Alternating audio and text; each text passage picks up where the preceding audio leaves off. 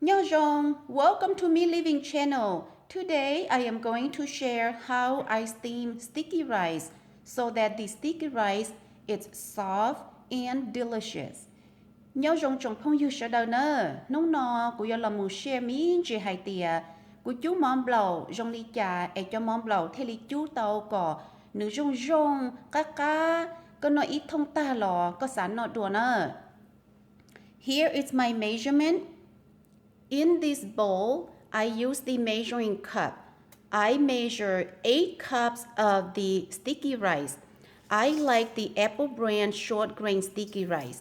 Nhớ đồ lúc tại phía nó nè. The nó giờ lúc ý khó measuring cup. Cú xí cho xuống bầu or giờ lúc na Apple cho xuống bầu xuống lú nãy lúc na Apple. Chế cú lú gì khó xuống bầu nè. So in this bowl, I measure 8 cups of sticky rice. Nhớ lúc tại phía nó cú lú gì khó xuống bầu. I am going to soak in water for about 3 to 4 hours before I steam, and then I will show you the next step on how I steam it. The nó của mua cho xuống bầu nó cho là một giờ đây trâu thay trả lý bế trọc lâu sơ mộng. Tỏ cá bế lâu sơ mộng ta lo lần tới chị của mà là một số chỗ này thì của chú trong lý trả nó nè. Here I am going to soak the rice in water. The nó chị của mua đây là một giờ cho xuống một giờ kia nè. I usually like to wash the rice one time. Drain the rice water and then the second time keep it. The nó cho xuống nó chơi cũng nhiều rau ít tỏ em muốn chua mới cho con xuống nên chua có chia cho. You just wash the rice like that. Giờ có rau cho xuống đi nó xứ. Drain the water the first round here away. Giờ thơ tỏ nó chơi mới cho con xuống nó chua có chia nè.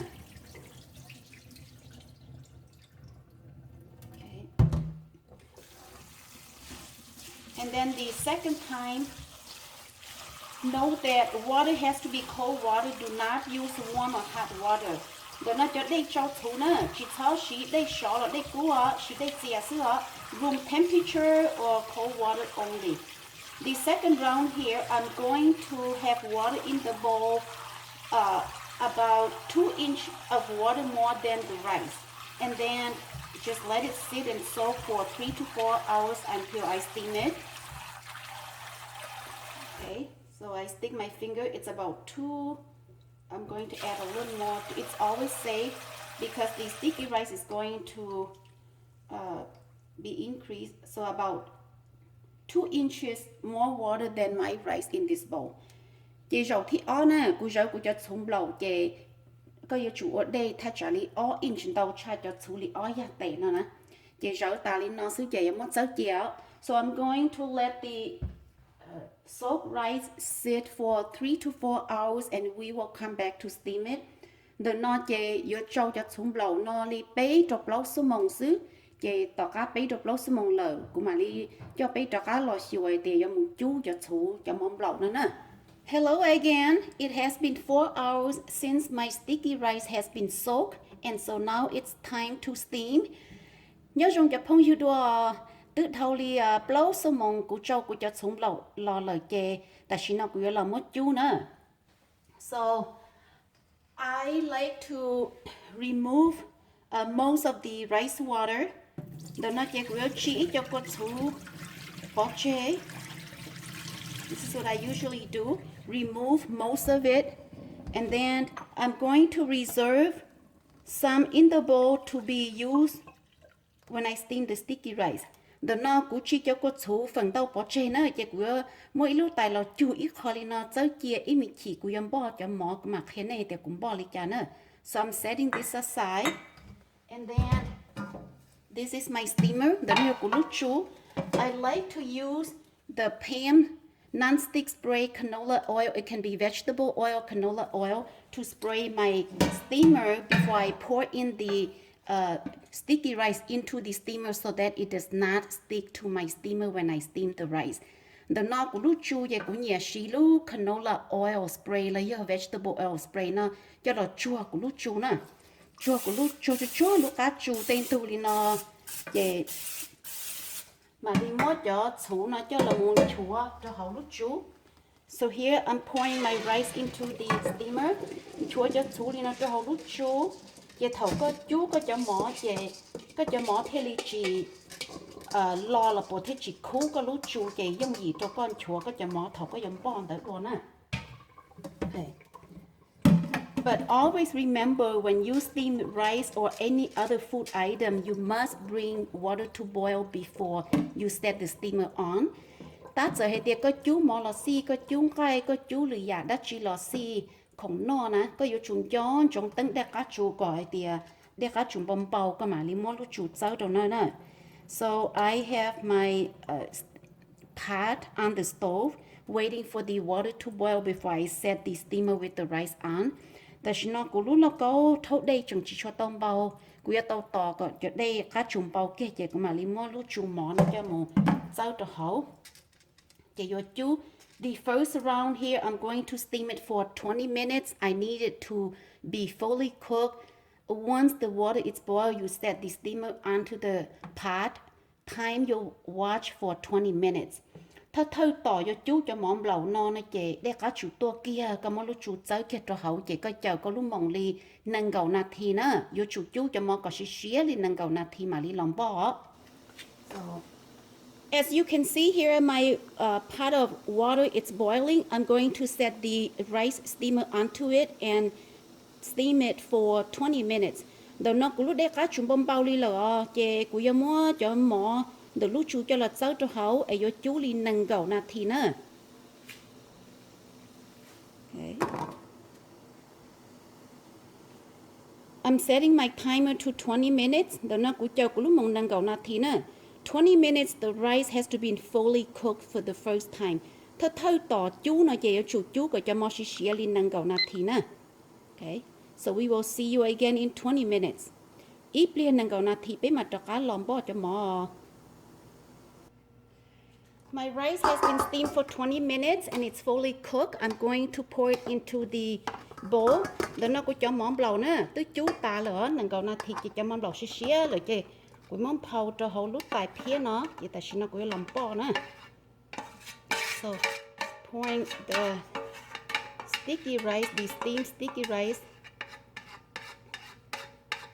into my bowl. Okay.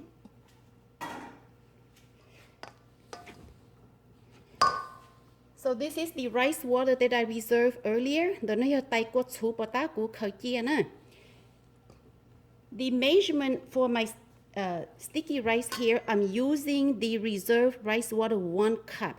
1 cup to add onto the rice. That's the secret in making the sticky rice soft and very delicious. Trên đó nó có ai yo chú tao món blau có rung cá ấy nó ta là sản nó chị cho cô chú của khởi chia nó nữa. Chị của khó measurement nó của xe trong này chị của lúc ít khó nữa. Ít cup nữa ít khó cho cô chú nó. Vậy quý món là một dư cho mỏ, just add it onto the rice, dư cho mỏ lên nó. Đó nó bấy hồ bỏ mỏ nữa nè. And then just stir them together. When you mix the rice together, do not cut in the middle of the rice. Thầu con bỏ mỏ nó, chỉ có chỉ cho mua cái đó đùa là một phùa lên nó cái chủ đòn tù nữa nó xưa nè. Just stir it from the outside in, do not cut in the middle of the rice. Because if you do that, you might be cutting the grain and then the result of your sticky rice, it's not as pretty. Khó ai chỉ nhẹ phua lên nó chè, qua lên nó giờ có hệ mua ra đũa nó chỉ là một phua có chả mỏ lên nó chè, có tây rau có lại tao có chả mỏ chỉ có chả mỏ nụ tu nụ chú tao chỉ rong câu nữa, chè bò mỏ phó mỏ nó chè bé nhẹ qua trở lên nhẹ cú nó chè của hơi nhẹ đỏ luôn tu tải tua lên nó xứ này của chị nhẹ là một cho mỏ phô lên đó. So you just mix them well. Wait a few minutes until the rice absorb all the rice water, and then you can pour it back in the steamer and bring the water to boil and boil another 15 minutes. Ooh, stick to my tablecloth. Trên tờ nó không bao mỏ chỉ có đo giống li nó có hết tiệt cho quật xuống đó là muốn chậu có cho mỏ nó tí xì thay trả lại bé là thì nữa chị có mà li cho cá cho lúa tàu có để cá chủ tua chị có cho cá chú rộng thì nữa rộng thì vậy có chú li cầu chín là thì xứ chị có chú tàu có ý cho mỏ rồi rong cá li nữa nè chị có chuyện non cái có chuyện chú có cho là có nhảy kia ít thông đơn được tỷ lúc lúc cây xứ nó là có cho mỏm lẩu rong nhộng các cá cơn gầu li. Okay, so I'm going to let it sit here for a few more minutes. Quê chiên nương rau nó li ít on là thìn tới mà li cho cá là mù chúa chú nè.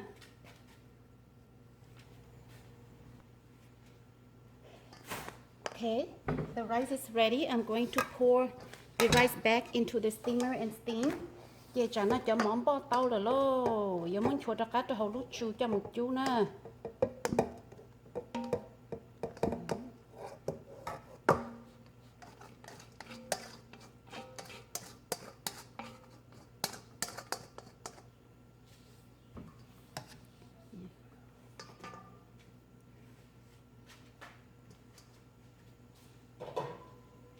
Put the cover on.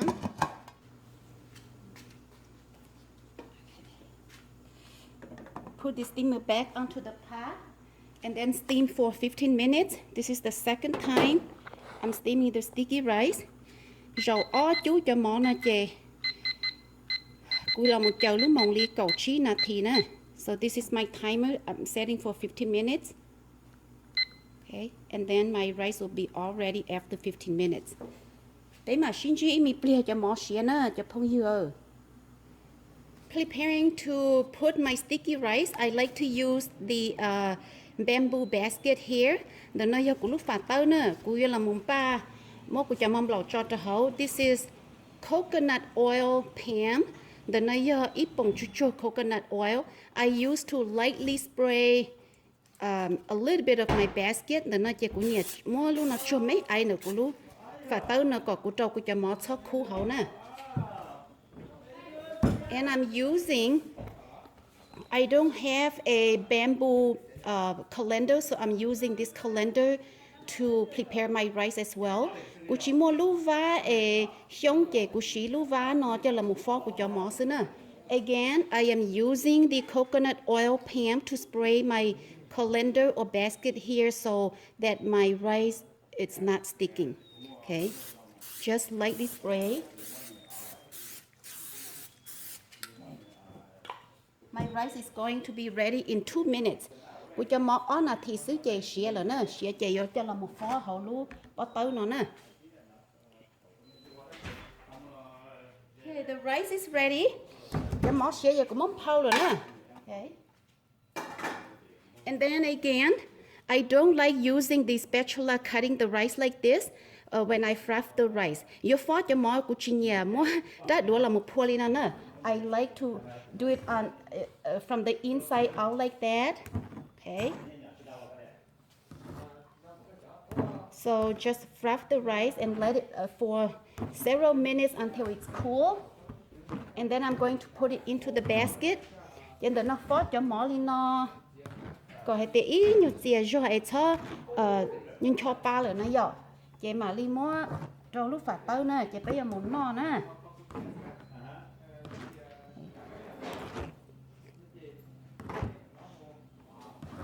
Hi nha. My sister-in-law is coming to visit me today, so I'm making this sticky rice for her. Nó của tôi mò tôi sấy của chè của chú mỏm lẩu thia, dụ ô câu, tông tông được bánh nó nè.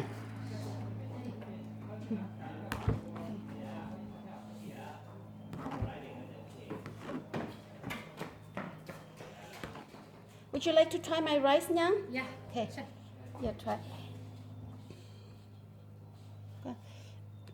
Okay, một bữa bữa sẽ bỏ Oh yeah. bỏ rong cho món lẩu nó rong thế thọ cái bữa lên nó nè, it's not sticking to your hands cho món nó nè, cũng không món nó mà chú tàu rú rong chị có bố kia thì nó chị chìm lẩu có chạy tệ chị thế lý do mỏ cá thì mỏ rong nữa okay rong kháng cười à very very good giờ thì có chú mỏng lẩu em thầu có bố thì nó em lo có lúc tệ là chị chạy tàu ở tiệt có trâu đi có trâu cho cô xuống tàu thầu chỉ tàu rong nữa chị của chị xí thì này yo sau của họ recipe nó cho một uống để nó mà giờ họ recipe của chị là một rồi của cho mình tu mình nhồi cũng muốn share chỗ này nó nè family and friends this recipe I originally created for my children so that they can easily follow to make sticky rice and I hope that you would try this technique to see if you would like it rong ya hết chúng đầu tay Yeah, it's really good at that. very good I had to learn. Okay, my sticky rice has cooled a bit, so I'm going to prepare it and put it into the basket. Cho phong yêu nữa, cô cho món lẩu xìa rau là chê. Cô yêu món là một trâu lúc phạt tới hả? Chị bây giờ muốn no nữa. Okay, trâu lúc phạt tới chê. Giờ có món lúc phạt tới mày, chị có ô thông mày xứ, thì chị cô lúc phạt tới lo chị cô yêu ok, thông lo lên nó trâu cô lúc phạt tới nữa. Just like this. Okay, here's my sticky rice. Thank you all so much for watching Me Living channel today. Here's my sticky rice. I'm going to take off my glove here so you can see that the technique of making sticky rice the way I do here, it's very soft and very delicious and not sticking to your hands. The nona cho phong you. Cú share chỗ này cho món lẩu nó giờ originally cú work recipe lọc hè cú cho mi tu mi nhỏ thì xin nó cũng muốn share chỗ này. Chị có chú tôi cho món lẩu trong này của chú nó rất giống chị có nhảy đi nó ít thông món lẩu nó là nhưng chỉ lo có xài tệ nữa. Thank you so much for watching Me Living channel today and please subscribe. We will see you next time. Happy eating sticky rice.